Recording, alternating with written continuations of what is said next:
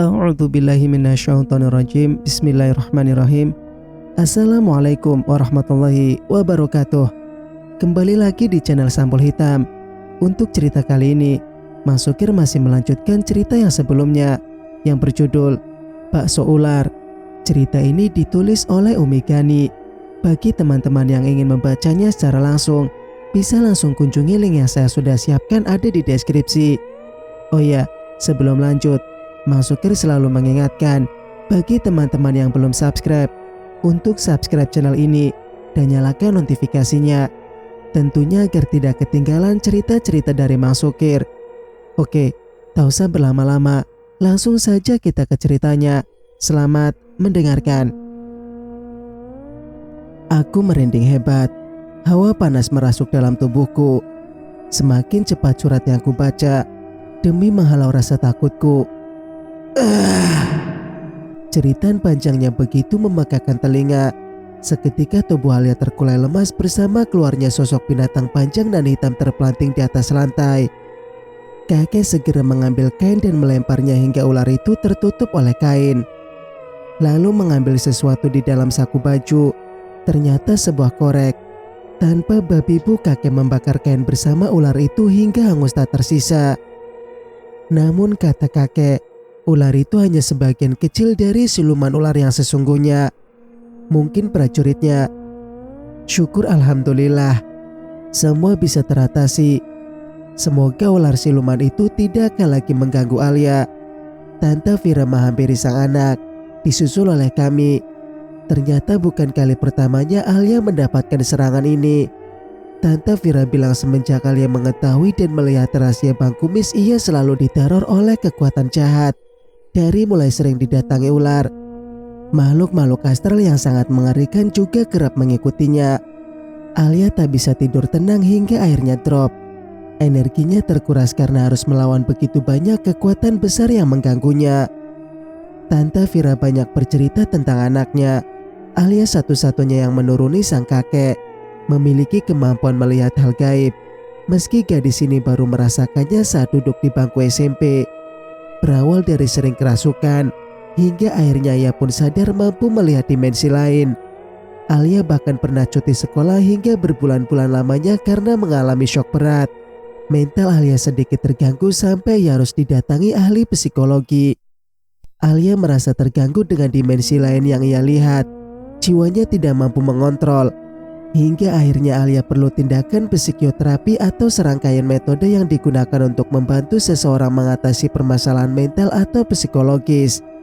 Kami segera keluar, membiarkan Alia istirahat, kecuali Tante Vira dan Nenek yang menjaga Alia. Kakek, apa maksud siluman tadi mengatakan jika keluarganya sudah menjadi bahan pesugihan? Aku kok mikirnya kalau bakso yang dia buat memakai daging ular. Aku tak bisa memendam rasa penasaranku karena ucapan makhluk yang sudah merasuki Alia tadi. Insya Allah benar, nak. Seperti yang dia katakan, memang sudah perjanjiannya. Maksudnya, orang itu menggunakan daging ular untuk bakso, lalu dimakan oleh manusia. Siapapun yang dia kehendaki, orang itu bisa saja menjadi tumbal. Maka daging ular yang sudah masuk dalam tubuh manusia itu akan kembali pada tuannya atau siluman itu dengan cara menyesap darahnya, atau bisa saja bertukar alam. Mereka mengunci sukma manusia, lalu ia pergunakan jasadnya untuk menyamar. Wallahu a'lam. Mendengar penjelasan kakek, seketika aku bergidik ngeri. Benar-benar gila si Kumis itu. Bisa-bisanya bersekutu dengan siluman mengerikan seperti itu, gerutuku. Benar-benar gila si Kumis itu. Bisa-bisanya bersekutu dengan siluman mengerikan seperti itu, gerutuku. Cukup lama kami berbincang hingga melupakan sesuatu. Aku, Mbak Sarah dan Mas Aris harus segera pulang. Sudah hampir 1 jam kami melewatkan waktu untuk segera menyelesaikan langkah pertama, yaitu menemukan jasad kita. Kami langsung pamit. Namun, kakek mewanti-wanti kami untuk berhati-hati dan terus berzikir sepanjang perjalanan. Ingat nak, jangan pernah turun dari mobil dalam keadaan apapun. Dan jangan terkecoh dengan hal-hal yang menurut kalian itu tidak lazim atau ganjil. Dek, ucapan kakek membuatku merasa takut. Namun, segera ku tepis. Mungkin itu hanya bentuk rasa khawatir kakek pada kami. Akan tetapi, bukan berarti aku meremehkan pesan beliau. Kami mengiyakan pesan kakek sebelum akhirnya pamit. Setelah semua masuk mobil, Mas Haris mulai menyalakan mesin yang kami tunggangi. Kemudian melesat meninggalkan rumah kakek, membawa begitu banyak pengetahuan tentang agamaku sendiri. Memahami tentang dimensi lain yang mungkin tak bisa dimengerti oleh akal dan tak bisa dilihat oleh mata telanjang. Begitu banyak orang-orang yang ingin mempunyai kemampuan itu, entah apa hukumnya. Aku pun masih sangat jauh dalam hal agama. Namun, sejauh yang aku tahu, semua hal gaib tetap Allah yang Maha mengetahui. Tak satu pun orang mampu melihat itu. Mungkin hanya jika Allah yang meridhoi, dan aku pun mungkin hanya jika Allah yang meridhoi, dan aku pun sangat meyakini bahwa hal gaib itu ada, termasuk makhluk yang Allah ciptakan di dalamnya. Teringat begitu banyak yang kakek ceritakan pada kami, bahwa beliau pun tidak ingin memiliki kemampuan itu, karena beliau takut kemampuan itu bisa merusak akidah dan rasa lemahnya di hadapan Allah. Beliau takut menjadi sombong. Semakin kakek ingin menghilangkan dengan berbagai cara menurut syar'i. Beberapa kali dilakukan ruqyah, tapi justru semakin jelas mata batinnya menembus dimensi lain. Hingga lama-kelamaan kakek berusaha ikhlas menerima takdirnya, menganggap sebagai anugerah dengan tidak melupakan kekuasaannya yang paling agung. Tak terasa hampir lebih dari 15 menit kami meninggalkan tempat kakek. Namun, rasanya aneh, kami masih belum sampai di jalan besar atau jalan raya. Padahal untuk masuk ke rumah kakek dari jalan raya tidak terlalu jauh. Mas Haris ngerasa aneh gak sih? Tanyaku pada laki-laki yang tengah fokus menyetir mobil. Kukira cuma aku yang ngerasa aneh. Ternyata kamu ngerasa juga, Pen. Mas Haris balik bertanya. Tahu nggak? Udah 3 kali kita bolak-balik muterin jembatan itu. Lanjut Mas Haris tanpa menoleh. Ia menunjuk jembatan sisi kanan. Nah kan, padahal dari jalan raya ke gang rumah kakek kan gak terlalu jauh. Jawabku tanpa ragu-ragu. Pantas saja aku merasa aneh dari tadi. Ternyata Mas Haris juga merasakannya. Masa sih? Ucap Mbak Sarah, membuat aku dan Mas Haris menoleh ke arahnya. Hehe, maaf, aku gak ngeh. Dari tadi ngurusin anak-anak kan. Elak Mbak Sarah seraya menggaruk kepala. Kemudian Mas Haris menghentikan mobilnya. Apa kita coba nanya aja sama orang? Barangkali kita lupa kan? Saranku. Jangan. Ingat pesan kakek. Kita nggak boleh turun dari mobil dalam keadaan apapun selama perjalanan, bukan? Tolak Mbak Sarah. Mencoba mengingatkan akan pesan kakek saat sebelum kita pulang. Oh iya ya, terus gimana ini? Tanyaku sedikit takut. Mas Haris terlihat sedang berpikir. Mungkin ini yang dimaksud kakek sesuatu yang ganjil. Kita coba berkonsentrasi dengan terus berzikir, meminta perlindungan dari Allah. Jangan ada yang melamun, apalagi tertidur. Terang Mas Haris. Seketika kami mengangguk. Lalu Mas Haris kembali menyalakan mesin mobilnya dan segera melaju. Aku terus berzikir dan bersolawat, meminta keselamatan kepada Allah, berharap tidak terjadi apapun selama perjalanan pulang. Apa mungkin kakek sudah bisa membaca semua ini? Itu sebabnya beliau memberi pesan seperti itu. Langit terlihat gelap, padahal jam masih menunjukkan pukul 3 sore. Apalagi jalanan sangat sepi, tidak ada orang ataupun kendaraan yang lewat, membuat suasana terasa mencekam. Mungkin sebentar lagi akan turun hujan, pikirku, mencoba menepis rasa takut. Baru beberapa menit berjalan, tiba-tiba Mas Haris kembali menghentikan mobilnya. Ada 2 jalan. Kenapa aku bisa lupa ya? Kita ambil kiri atau kanan? Tanyanya bingung. Aku mengamati jalan itu secara seksama. Benar saja, 2 arah jalan membentang di hadapan kami. Anehnya 2 jalan itu sama persis. Beberapa pohon dan gubuk seperti pos gambling terlihat di ujung sisi kanan jalan. Mungkinkah ini sebuah tipuan? Tipuan yang diciptakan oleh para siluman itu. Aku memilih kanan, tapi Mbak Sarah memilih kiri. Kami berdebat menentukan arah yang tepat untuk dilewati. Entah kenapa kami bertiga benar-benar lupa, bahkan tidak bisa berpikir jernih di saat seperti ini. Aku yakin pasti kiri, Pen, ucap Mbak Sarah tanpa ragu. Enggak, Mbak, kanan aja, jawabku tak mau kalah. Aku dan Mbak Sarah saling membenarkan apa yang menjadi pilihan masing-masing. Sudah, jangan berdebat. Lihat itu. Mas Haris mencoba melerai kami seraya menuju ke arah depan. Seketika kami menoleh. Ada apa, Mas? Mbak Sarah bertanya. Ia terlihat bingung. Begitupun dengan aku. Lihat ke arah kiri. Tidak ada pantulan dari lampu mobil. Sedangkan di arah kanan ada, terang Mas Haris. Iya, Mas. Itu artinya arah kiri hanya tipuan. Aku menjawab dengan tegas, sesuai dengan apa yang aku pikirkan. Ya, aku sangat yakin jika ini tipuan iblis itu.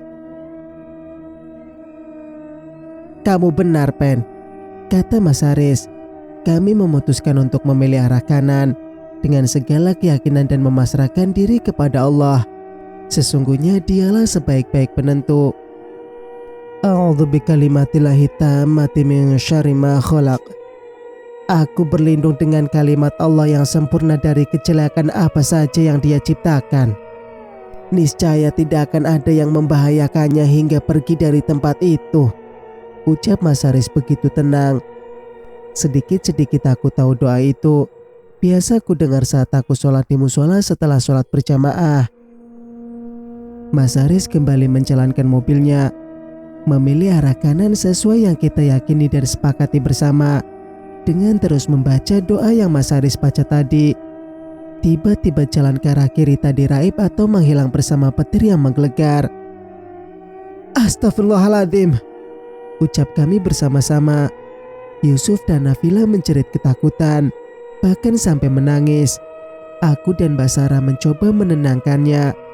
Begitupun denganku, rasa takut kian memuncak, menyelimuti seluruh jiwa ini. Karena seumur-umur baru kali ini mengalami kejadian yang sangat aneh dan menyeramkan. Semoga setelah ini tidak ada kejadian-kejadian aneh lagi. Amin. Tak lama kemudian, suara kilat terus menyambar bersama turunnya hujan yang sangat deras. Mas Haris tak gentar. Ia terus melaju kencang melewati jalan yang licin. Cuaca kali ini benar-benar buruk. Angin kencang dan guyuran hujan yang semakin deras menambah ketegangan di antara kami. Aku terus melafalkan doa yang ku ketahui dan aku ingat tentunya. Jujur, ini benar-benar sangat menakutkan. Melewati jalan sepi di tengah hujan dan petir yang terus menggelegar di angkasa. Samar-samar dari kejauhan terlihat seorang tergeletak di tengah jalan. Mas Haris juga menyadari karena laki-laki itu seketika memperlambat kecepatan mobilnya, lalu berhenti tepat di depan orang itu. Kira-kira jaraknya dengan mobil hanya 2 meteran. Ada apa, Mas? Kok berhenti? Tanya sang istri. Aku hanya memberi kode menyuruhnya melihat ke arah depan mobil dengan mengangkat kedua alisku bersama kepala yang sedikit dimajukan beberapa kali. Seketika wanita yang tengah merangkul putri kecilnya itu menyadari, kemudian mengecek ke arah depan. Sepertinya dia seorang kakek-kakek, simpul Mas Haris. Kulihat memang dia seorang laki-laki tua mengenakan pakaian petani. Udah, Mas, lewatin aja, ujar Mbak Sarah pada suaminya. Aku yang sependapat dengan Mbak Sarah hanya mengatakan iya seraya menganggukkan kepala cepat. Kenapa bisa tergeletak di situ ya? Tanya Mas Haris sembari terus menatap orang itu. Entah masih hidup atau sudah. Ah, entahlah. Aku bahkan tidak yakin jika itu orang beneran. Gimana kalau siluman ular itu? Ingat kata kakek, Mas. Gimana kalau dia siluman? Udah ayo, jalan lagi aja. Ajakku mencoba meyakinkannya. Gimana kalau dia beneran orang tua? Kasihan kan? Kita bakal dosa loh karena gak bantuin. Jawab Mas Haris mematahkan keraguanku. Gimana kalau dia beneran orang tua? Kasihan juga sih. Gimana kalau itu terjadi sama orang tuaku? Bukankah kebaikan yang kita lakukan bisa menjadi penolong di kemudian hari? Sebaliknya, keburukan yang kita lakukan akan kembali pada kita sendiri maupun keluarga. Batinku berperang antara menolong orang tua itu atau membiarkannya tergeletak di situ. Gimana, Pen? Mbak Sarah membuyarkan lamunanku. Gimana ya? Aku cuma takut dia, Bu. Bukan orang beneran. Kan kakek sudah mewanti-wanti kita untuk tidak turun dari mobil dalam keadaan apapun selama perjalanan. Apalagi sampai terkecoh dengan hal-hal yang ganjil. Tapi yang dikatakan Mas Haris juga tidak salah. Aku bingung. Jawabku bimbang, seraya menggaruk kepala yang tak gatal. Tapi ini bukan ganjil kan? Dia beneran orang. Aku gak tega. Mas Haris masih kekeh pada pendiriannya. Memang yang kulihat, suami Mbak Sarah itu sangat baik dan selalu tulus melakukan hal kebaikan. Meski baru pertama kali aku berinteraksi dengannya sejak masalah kita, sudah bisa kusimpulkan bahwa dia sangat peduli dengan sekitar. Mas Haris memutuskan untuk turun dan menolong orang tua itu. Aku dan Mbak Sarah hanya bisa pasrah dalam diam. Meski logika ini menerima, tapi tidak untuk hati. Hati tetap merasakan ketakutan. Bagaimana jika ini juga bagian dari tipu daya siluman itu? Mbak, coba kamu temenin Mas Haris, bisikku pada Mbak Sarah. Anak-anak gimana? Udah, biar aku yang ngurus. Seketika Mbak Sarah menyetujui. Mas, aku temenin ya, ujar Mbak Sarah pada suaminya saat sedang membuka pintu. Bersiap membuka payung dan segera keluar. Hujan masih sangat deras. Ditambah angin dan kilatan petir terus menghiasi suasana ini.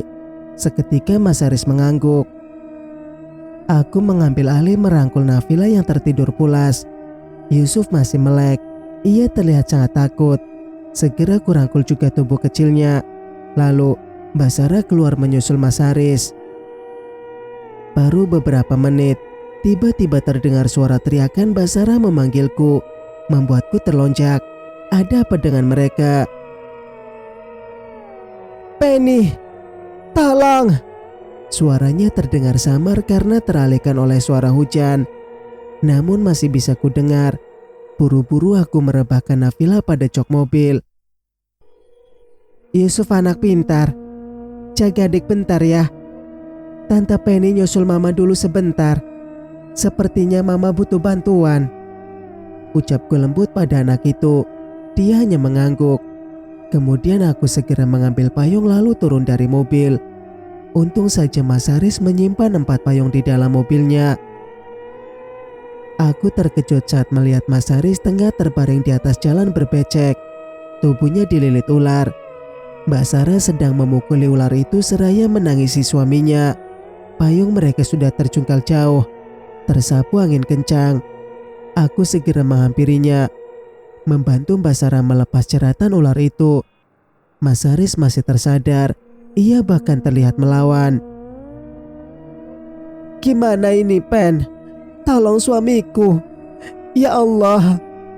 Mbak Sarah terus meracau. Aku juga bingung. Bagaimana cara melepaskan ular itu? Tidak ada orang lewat. Bahkan jarak satu rumah ke rumah lain cukup jauh. Pegang kepala ularnya, ucap Mas Haris terputus-putus. Nafasnya mulai terengah-engah. Ia terlihat pucat. Mungkin jeratan ular itu begitu kencang hingga ia sulit bernapas, apalagi berbicara.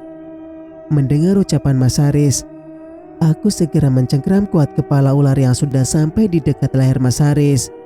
Ibu jari menekan kepala bagian bawah ular itu. 4 jari yang lain mencengkram kepala bagian atas hingga leher sekuat mungkin. Kemudian ku jauhkan sedikit dari leher Mas Haris. Takut tiba-tiba menggigitnya. Entah keberanian dari mana. Padahal aku belum pernah sekalipun memegang ular. Namun, tak ku pedulikan rasa takut yang sedari tadi membumbung tinggi. Bahkan saat ini aku hanya ingin membunuh ular itu. Terus gimana, Mas? Tanyaku pada suami Mbak Sarah. Bisa kurasakan, ular itu kini meronta. Gerakannya seperti ingin memberontak. Aku semakin kuat mencengkramnya. Meski ini sangat sakit, hujan membuat tanganku tak leluasa mencengkram hewan melata itu. Tahan. Aku akan mencoba melepas tubuhnya. Jawabnya masih terputus-putus. Melihat keadaan Mas Haris, napasku ikut merasa sesak. Allah. Hanya itu yang diucapkan Mas Haris, seraya menggerakkan tubuhnya perlahan agar jeratan ular itu mengendur. Bahkan Sarah terlihat berusaha melepaskan ekornya. Aku masih terus menekan kepala bagian bawah ular itu dengan terus merapalkan doa. Perlahan ular itu mengendur. Mas Haris terlihat lebih leluasa untuk bergerak. Dan Allahu Akbar. Lantang Mas Haris mengucapkan namanya. Dengan sekuat tenaga, ia melepaskan diri dari jeratan ular di tubuhnya. Lalu mengambil alih tanganku. Mencengkram leher binatang itu kuat-kuat. Aku dan Mbak Sarah mundur.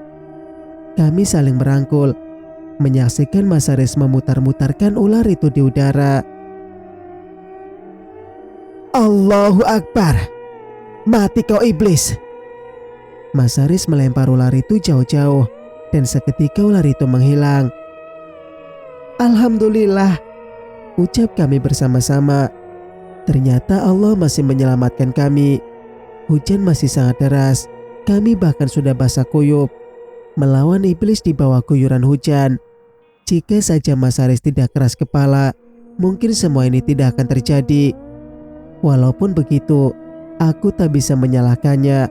Aku pun sempat ragu, meski hati mengatakan kalau ini hanya tipu daya iblis itu. Kami segera kembali ke mobil. Kasihan, Yusuf menjaga Nafila sendiri. Pasti dia sudah menunggu. Namun baru saja kami membuka pintu mobil, dari arah belakang mobil, segerombolan ular berjalan mendekat ke arah kami. Mereka akan menyerang kami. Lihat, ucapku terkejut seraya menunjuk ke arah ular-ular itu. Mas Haris dan Mbak Sarah juga terkejut. Buru-buru kami masuk dan menutup pintu. Ayo cepat, Mas. Ular itu mau mengejar kita, ucap Mbak Sarah. Mas Haris terlihat gugup. Buru-buru ia memakai sabuk pengaman, menyalakan mesin lalu menginjak pedal gas. Secepat mungkin melesat meninggalkan tempat tadi. Kulihat ular-ular itu terus mengejar mobil kami. Bagaimana mungkin ular biasa mengejar kami seperti itu jika bukan ular siluman? Ya Allah, iblis itu benar-benar tidak main-main. Mereka tidak akan segan untuk mengincar kami, bahkan sampai membunuh. Dengan kecepatan penuh, Mas Haris melanjutkan mobilnya, berusaha menjauh dari serangan ular-ular itu. Aku terus memantau pergerakan mereka dari kaca mobil belakang. Namun, semakin kencang laju mobil kami, semakin ular itu mengejar dan satu persatu terbang seperti tombak yang meluncur, bersiap menancapkan ujungnya pada sasaran. Dan sasaran itu adalah kami. Mas, cepat Mas, lebih cepat lagi.